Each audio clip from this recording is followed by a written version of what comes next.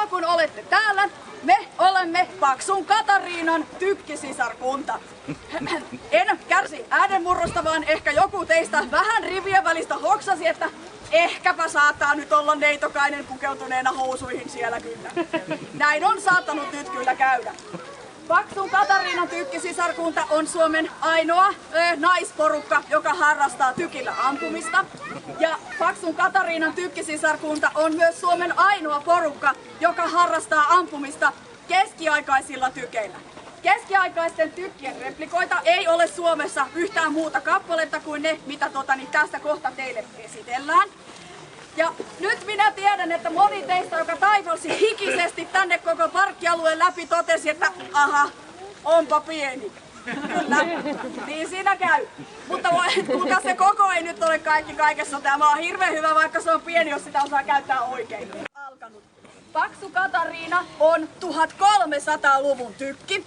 Niitä ei ole koko maailmassa enää alkuperäisiä sellaisia tykkejä jäljellä, että niin vanhalla voisi enää oikeasti ampua. Kaikki oikeat 1300-luvun tykit on niin hauraita, että niitä on vain museossa.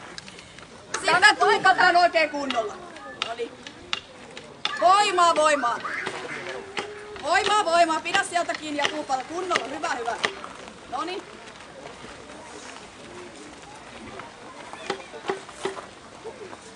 Noin. Nyt se on sitten siellä ja nyt tässä kohdassa. Noniin. Noniin. Ja nyt kädet kohdalle.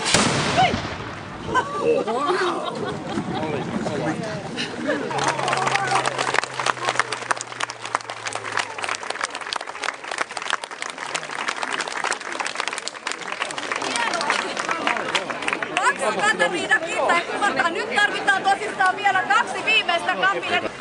Sieltä noin, sieltä näkyykin savua nousee vielä tuolta sisältä ja nyt siinä sammutetaan kaikki.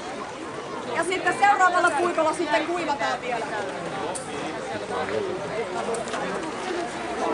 Ja muutama minuutti täytyy aina odottaa laukausten välillä joka